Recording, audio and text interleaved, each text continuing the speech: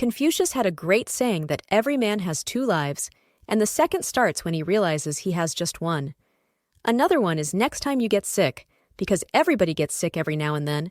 A happy person wants 10,000 things, but a sick person just wants one thing. It's your unlimited desires that are clouding your peace and happiness. Have desires. You're a biological creature that stands up and says, I can do something. I move. I resist. I live.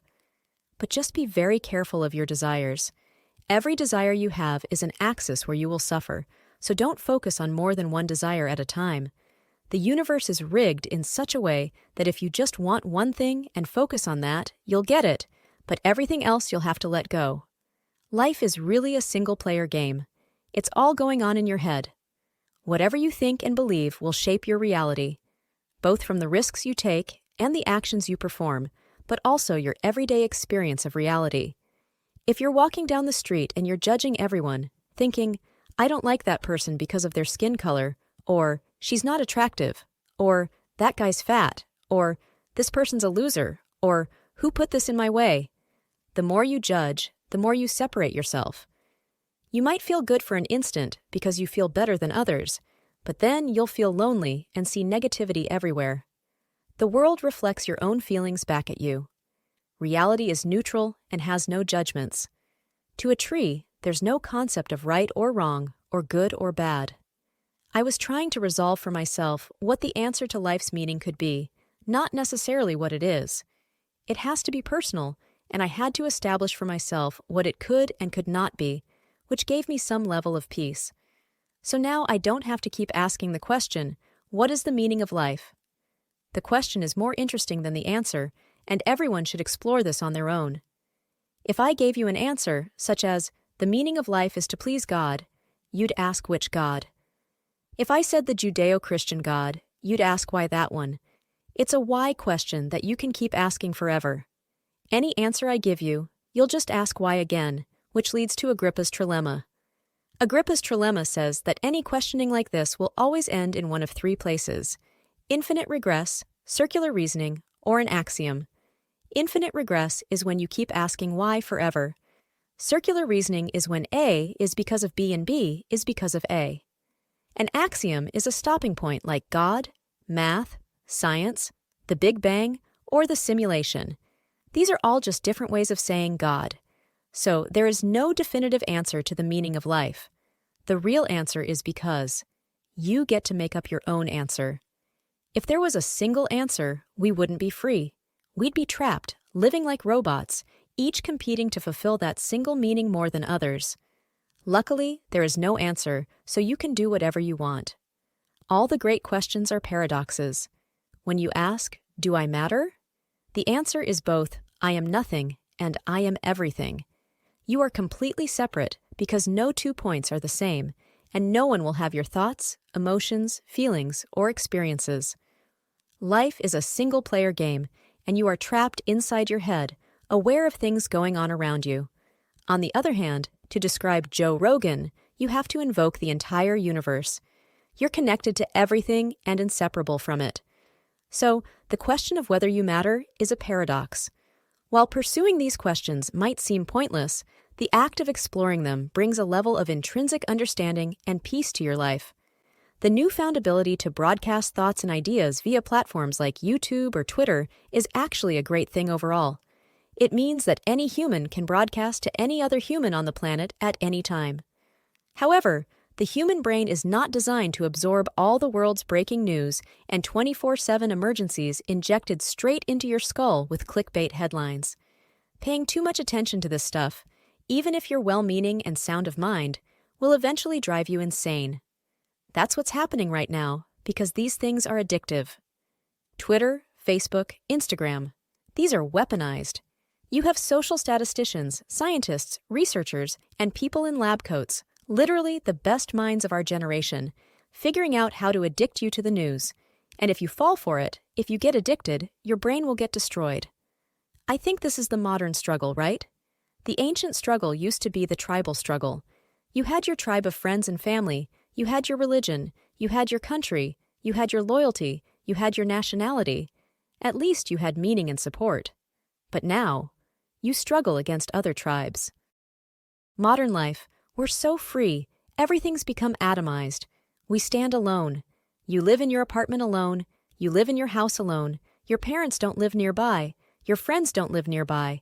You don't have any tribal meaning. You don't believe in religion anymore. You don't believe in country anymore. It's fine. You got a lot of freedom. It's fantastic. But now when they come to attack you, you're alone and you can't resist. So how do they attack you?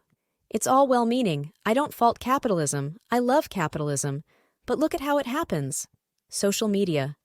They've massaged all the mechanisms to addict you like a Skinner's pigeon or a rat who's just gonna click, click, click, click, click. Can't put the phone down. Food. They've taken sugar and they've weaponized it. They've put it into all these different forms and varieties that you can't resist eating. Drugs, right? They've taken pharmaceuticals and plants, and they've synthesized them. They've grown them in such a way that you get addicted. You can't put them down. Porn, right?